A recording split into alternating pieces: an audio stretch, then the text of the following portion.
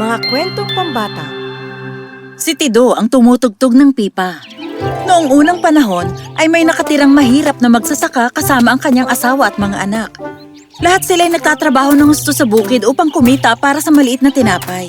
Lahat sila ay nagtatrabaho ng todo, maliban sa kanilang bunsong anak na si Tido. Si Tido ay nakahiga lang madalas sa kama at di nagpapakita ng interes na pahirapan ang kanyang sarili na kumilos. Kahit ano pang panenermon ng pamilya niya sa kanya. Pag sobra na ang panenermon sa kanya, pumupunta na lagi siya sa gubat. Doon, siya'y matutulog sa ilalim ng maaliwalas na puno o tutugtugin ang kanyang plauta. Isang araw, habang siya'y tumutugtog ng kanyang plauta, may lalaking lumapit sa kanya. Napakahusay mong tumugtog ng plauta. Salamat po. Inaasam kong nakaupo lang ako at tumutugtog at hindi magtatrabaho sa buong buhay ko. At maging isa sa mga pinakamayamang tao sa buong kaharian. Walang pangarap ang natutupad kung hindi pinagsisikapan. Binata, walang tao ang nabuhay na yumaman ng hindi nagtrabaho. Pero ayaw kong magtrabaho. Bakit di mo tugtugin ang plauta mo o pipa para sa mga tao? Wala akong mga pipa. At wala rin akong pera pambili ng mga pipa. Kung gayon gamitin mo ang plauta mo, tiyak, pag nagkapera ka, makakabili ka na ng mga pipa. Kaya, nagsimulang tumugtog si Tido ng kanyang plauta sa mga tao sa nayon. Talagang napakagaling niyang tumugtog, kaya masayang naglalagay ng barya ang mga tao sa kanyang sombrero. Di nagtagal, nakaipon siya ng sapat para pambili ng magarang set ng pipa. Mas magaling siya ngayon kaysa dati na plauta pa. At wala ni isa sa 20 nayon na kalapit ang hindi nag-iimbita sa kanya para tumugtog sa mga kasal o selebrasyon. Tido, kailanman ay di pa kami nakarinig ng ganyang kagandang musika. Hindi ko alam kung anumang halaga ang may bibigay hustisya sa iyong sining. Ngunit para sa ngayon ay tanggapin mo itong 1,000 gintong barya para sa tugtog mo. Salamat po, Ginoo. Sino may mag-iisip na lahat ng yaman ay makapagpapasaya kay Tido? Ngunit mas naging sakim lang siya. Matagal na siyang umalis ng bahay nila at sa halip na umuwi sa pamilya niya, nagpasya siyang tumungo sa sikat na lupain ng Kungla. Sinasabi na ang bawat pamilya sa Kungla ay mas mayaman kumpara sa 50 hari na pinagsama-sama. Ang pera ko! Nasaan ang lahat ng pera ko? Isipin mo kung tutugtog ako sa Kungla. Magiging napakayaman ko. Kaya, nag-empake si Tido ng kanyang pera at mga pipa at pumunta ng barko patungong Kungla. Ngunit ayaw niyang bumili ng tiket at sinabing wala siyang pera kahit alam naman niyang sobra-sobra ito. Paumanhin, Ginoo. Nasaan ang tiket mo? Wala akong tiket. Pasensya na, ngunit hindi ka makakasakay kung wala kang tiket. Mahirap akong tao. Bibili ako ng tiket kung kaya kong bumili. Ipagpaumanhin mo. Kilala si Tido ng isa sa mga marino ng barko. Narinig na niya itong tumugtog ng pipa niya at palihim niya itong tinawag. Halika dito. Di ba ikaw yung sikat na tumutugtog ng mga pipa? Oo. Dapat marami ka ng pera para makabili ng tiket. Pero dahil alam ko kung gaano ka kagaling tumugtog, pasasakayin kita dito. Sa gabi, tatalon ka sa tubig at lalangoy sa likod ng barko. Sasabihin ko sa kapitan na hilahin ka pataas. Kailangan mong sabihin sa kapitan na nilangoy mo mula pa sa likod ng barko. Naging napakalungkot ni Tido, ngunit sumang-ayon pa rin siya sa kakaiba nitong plano. At sa gabi, lumabas siya ng cabin ng marino at tumalon sa tubig. Sumigaw ang marino. May taong lumalangoy sa likuran ng barko! May taong lumalangoy sa likuran ng barko! Pero para siyang nalulunod! Bilis! Kunin niyo ang lubid at hilahin sa pataas! Tulong! Tulong! Hinila nila si Tido paakyat ng barko. Paano ka nakarating dito? Dahil hindi mo ko pinayagang makasakay ng barko ng walang tiket. Nilangoy ko mula sa likuran. Pero ngayon, nawalan na ako ng lakas. Kung hindi niyo ako hinila, siguradong nalunod na ako. Nilangoy mo hanggang dito? Yung mahigit 8 oras? Hindi ko alam na ganoon ka kadesperado na makarating ng Kungla. Halika, maglakbay na tayo. Kaya pinayagan si Tido na makasakay. Pagkalipas ng 2 araw, dumaong ang barko sa Kungla. Naglakad si Tido sa mga kalye ng Kungla at namangha sa nakitang mga bahay na ang gate ay gawa sa ginto. Ang mga taong sakay sa karwahe ay nakasuot ng mga mamahaling bato. Kahit mga ordinaryong nagtitinda sa palengke, ay mukhang mga maharlika, prinsipe at prinsesa. Yayaman ako ng husto rito. Halika! Dito sa Kungla, ang kasambahay ay kumikita ng 10 beses na kita ng isang musikero kahit saang lugar. Narinig yun ni Tido at nagpasya na kung ang kasambahay ay kumikita ng higit kaysa musikero, magkakasambahay na lang siya. Kaya tinalikuran niya ang kanyang mga pipa at nakakuha ng trabaho sa isang magarang mansyon. Pagkalipas ng 1 buwan, Masayang masaya ako sa trabaho mo. Ito ang iyong sahod. sa 1 buwan, si Tido ay nakaipon ng mahigit sa 10 beses na kita niya sa 1 taon. Ngunit kahit malaki na ang kita niya, gusto niya pa ng mas malaki. Naging sobra na ang pagkasakim niya at pagkalungkot. Na tumigil na siya sa pagbili ng damit at ang mga damit niya ay sira na at luma. Isang araw, nakita to ng kanyang amo. Ikaw, katulong. Mabuti pa'y bumili ka ng bagong damit o kaya'y umalis ka na lang dito. Hindi ko gusto ang kasambahay na mukhang mahirap sa aking bahay. Iisipin ng tao na hindi kita pinapasahod ng ayos at yun ay hindi ko mapapayagan. Nang narinig ni Tido ang mga sinabi ng kanyang amo, nalungkot siya ng husto. Inasam niya ang mga papuri at paggalang na ibinigay sa kanya sa kanilang nayon.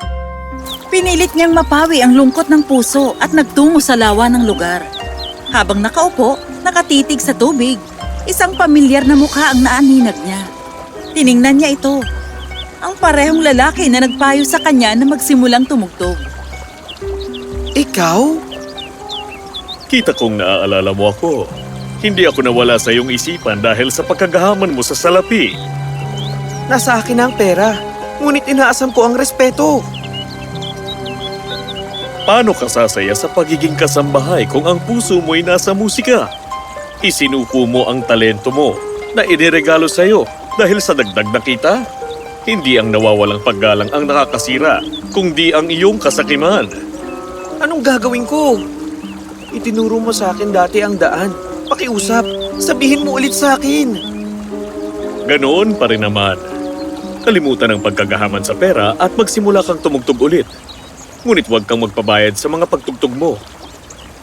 Makikita mo, nagagantimpalaan ka ng mabuti. Ngunit kulang na ako sa practice.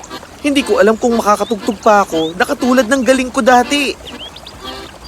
Ang malas mo naman na sinayang mo ang napakagandang talento na mayroon ka. Practice. Siguradong sigurado ako na gagaling ka na katulad ng dati. May sapat ka namang pera para alagaan ang sarili mo. Gagawin ko ang sinabi mo. Kaya bumalik si Tido sa pagpapractice ng mga pipa. At di nagtagal ay mahusay na siya at mas magaling pa kaysa sa dati niyang pagtugtog.